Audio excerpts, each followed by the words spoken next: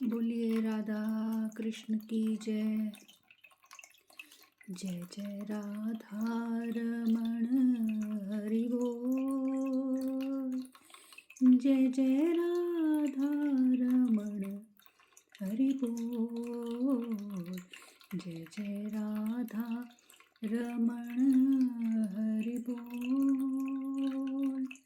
जय जय राधा रमण हरि बोल। जय जय राधा रमण हरि बोल। जय जय राधा रमण हरि बोल। जय जय राधा रमण हरि बोल। जय जय राधा रमण हरि बोल हरि बोल। जय जय राधा रमण हरि बोल। जय जय राधा रमण हरि बोल। बोल बांके बिहारी लाल की जय। आप दोनों भाइयों को छोड़कर दूसरा कौन ऐसा पुरुष है जो इस चंदना नुलेप के योग्य हो। आप दोनों भाइयों के समान सुंदर रूप तो त्रिभुवन में कहीं नहीं है। नारद जी कहते, राजन, हर्ष से भरी हुई कुब्जा ने उन दोनों भाइयों के लिए सिनग्ध अनुलेपन प्रदान किया। उस अंगराग से वे दोनों बंधु बलराम और श्री कृष्ण बड़ी शोभा पाने लगे। ब्रज के अन्य बालकों ने भी थोड़ा थोड़ा वह दिव्य चंदन ग्रहण किया और कुब्जा 3 जगह से टेढ़ी थी।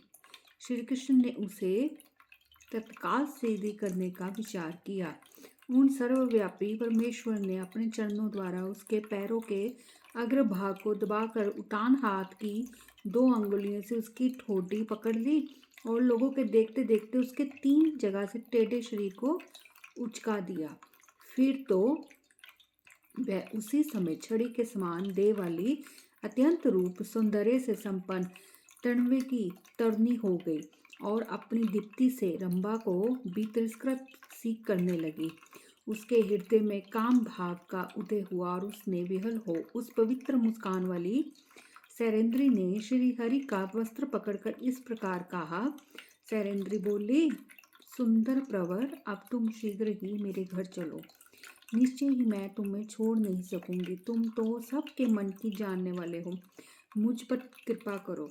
रसिक शेखर मानद, तुमने तो मेरे मन को बड़े वेग से मत डाला है। श्री नारद जी कहते, राजन, तब सब गोप अहो ये क्या परस्पर योग कहते हुए ताली पीट पीट कर हंसने लगी। बलराम जी भी बड़े गौर से ये सब देख रहे थे। उस सुंदरी के अपने घर चलने के लिए प्रार्थना करने पर भगवान श्री हरि ने ये उत्तम बात कही। श्री भगवान बोले, अहो ये मथुरापुरी अत्यंत धन्य है, जहाँ बड़े सौम्य स्वभाव के लोग निवास करते हैं, जो अपरिचित राहगीरों को भी अपने घर बुला जाते हैं। सुंदरी, मैं घूम फिराकर मथुरापुरी का दर्शन करके तुम्हारे घर आऊँगा। नारद जी कहते, राजन, स्नेहमयी वाणी द्वारा जो कहकर श्री कृष्ण ने उसके हाथ से अपने दुपट्टे का छोर खींच लिया और राजमार्ग पर आगे बढ़ते हुए उन्हें कुछ धनी वैश्य दिखाई दिए। उन उत्तम बुद्धि वाले वैश्यों ने पान, फूल, इत्र, दूध और फल आदि द्वारा श्री हरि का पूजन करके उन्हें उत्तम आसन पर बिठाया और उनके चरणों में प्रणाम किया। वैश्य बोले, देव, यदि यहाँ आपका राज्य स्थापित हो जाए तो हम आत्मीय यजनों का सदा ध्यान रखें। हम आपकी प्रजा हैं। प्राय राज्य मिल जाने पर कोई किसी का स्मरण नहीं करता।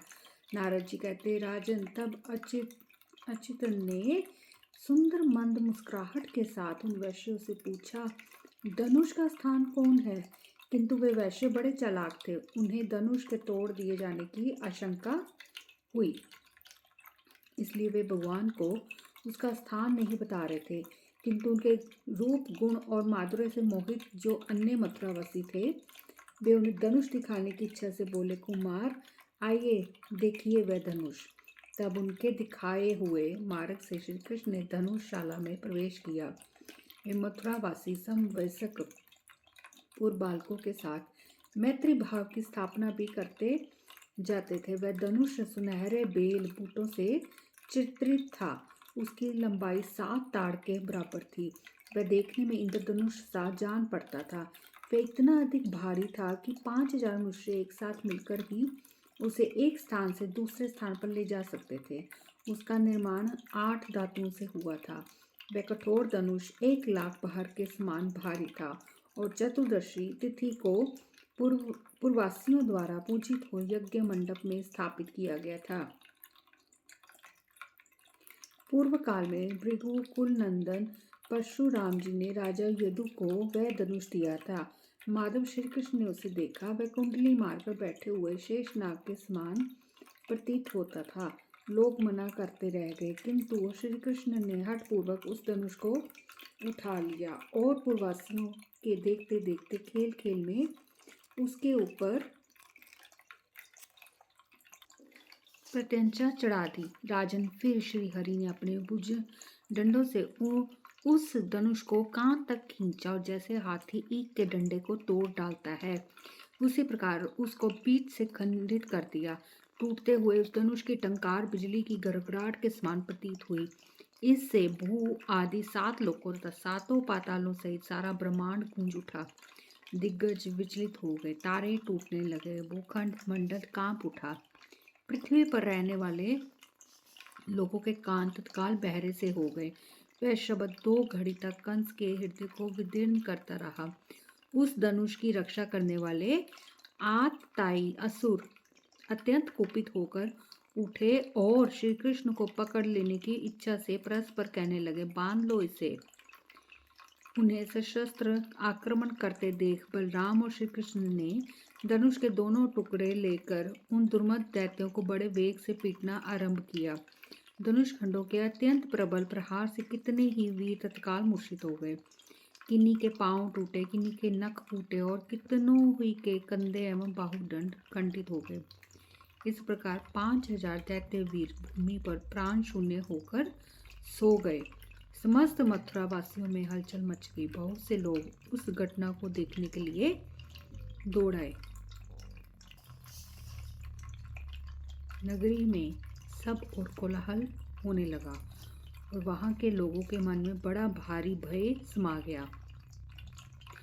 भोजराज कंस के सभा मंडप का छत्र अकस्मात टूटकर गिर पड़ा। नरेश्वर ग्वाल बालों तथा बलराम जी के साथ श्री कृष्ण संध्या के समय धनुशाला से नंदराज के निकट आ गए, मानो वे अत्यंत डर गए हों। गोविंद का वह अद्भुत सुंदर रूप देखकर मथुरापुरी की वनिताएं विशेष रूप से मोहित हो गई। उनके वस्त्र खिसक गए, गूंथी हुई चोटियां ढीली पड़ गई, हृदय में प्रेम जनित पीड़ा जाग उठी और वे अपनी सखियों से परस्पर इस प्रकार कहने लगी। पूरी स्त्रियां बोली, सखियों, करोड़ों कामदेवों की कांति धारण किए श्री हरि बड़ी उतावली के साथ मथुरापुरी में सब चंद विचरने लगे हैं और जिन किन्हीं युवतियों ने उन्हें देखा है, उन हम जैसी सभी स्त्रियों के समस्त अंगों में वे अनंग बनकर समाविष्ट हो गए हैं। कुछ चतुरा स्त्रियों ने कहा, क्या इस पुरी में ऐसी क्रूर स्त्रियां नहीं हैं जो अनंग मोहन श्री कृष्ण के सारे अंगों को घूर घूर कर देखती हैं? हम सब उन परमानंदमय सर्वांग सुंदर श्री कृष्ण को भर आंख नहीं निहारती। सखी, किसी एक ही अंग में सौंदर्य मधुर्य दिखाई देता है और वही हमारे नेत्र पतंग के समान टूट पड़ते हैं, परंतु जो सर्वांग सुंदर एवं मनोहर है उन्हें केवल नेत्र से पूर्णतया कैसे देखा जा सकता है? नंद नंदन का अंग अंग सुंदर है, उसमें जहाँ जहाँ भी दृष्टि पड़ती है वही वही परम सुख पाकर वहाँ से लौटने का नाम नहीं लेती। बेलावण्य के महासागर है, उनमें हमारा चित्त किस तरह लगा है, मानो उसी में डूब गया। मिथिलेश्वर नगर की जिन स्त्रियों ने दिन में व्रजराज नंदन को देखा, उन्होंने स्वप्न में भी उन्हीं का दर्शन किया। फिर जिन्होंने रास मंडल में उनके साथ रास लीला की, वे गोपांगनाएं उनके मधुर मनोहर रूप का कैसे निरंतर स्मरण न करें। बोलिए श्री कृष्ण महाराज की जय। 7वां अध्याय। मल क्रीड़ा महोत्सव की तैयारी, रंग द्वार पर कुवलया पीड़ का वध और श्री कृष्ण और बलराम का चानूर और मुष्टिक के साथ मल युद्ध में प्रवृत्त होना। नारद जी कहते, राजन, रजक के मस्तक का छेदन, धनुष का भंजन और तथा रक्षकों के वध का समाचार सुनकर कंस को बड़ा भय हुआ। तत्काल उसके सामने अपशगुन प्रकट हुए। उसके बाएं अंग फड़कने लगे। उसे स्वप्न में अपना अंग भंग दिखाई देने लगा। इससे दैत्यों के राजा को कंस को रात भर नींद नहीं आई। उसने स्वप्न में ये भी देखा था कि वह प्रेतों से घिरा हुआ है। उसके सारे शरीर में तेल मला गया है तथा वह नंग धड़ंग जपा कुसुम की माला पहने भैंसे पर चढ़कर दक्षिण दिशा की ओर जा रहा है। प्रातःकाल उठकर उसने कार्यकर्ताओं को बुलवाया और उन्हें मल क्रीड़ा महोत्सव प्रारंभ करने की आज्ञा दी। सभा मंडप के सामने ही विशाल प्रांगण से युक्त स्थान पर रंगभूमि की रचना की गई। वहां सोने के खंभे लगाए गए, सुनहरे चंदोवे ताने गए और उनमें मोतियों की लड़ियां लटका दी गई। नरेश्वर सुंदर सोपानों और सुवर्णमय मणों से वह रंगभूमि बड़ी शोभा पाने लगी। राजा के लिए रत्नमय सुंदर मंच स्थापित किया गया। उस पर इत्र लगाया गया। उस मंच पर इंद्र का सिंहासन लगा दिया गया। उसके ऊपर सुंदर बिछावन और तकिए सुसज्जित कर दिए गए।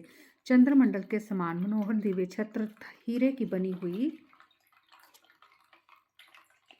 मूठ वाले हंस की सीप, आभा से युक्त व्यंजन और चामड़ों से सुशोभित विश्वकर्मा द्वारा रचित वह 10 हाथ ऊंचा सिंहासन बड़ा ही चित्ताकर्षक था। उस पर आरूढ़ हो राजा कंस पर्वत शिखर पर बैठे हुए सिंह के समान शोभा पा रहा था।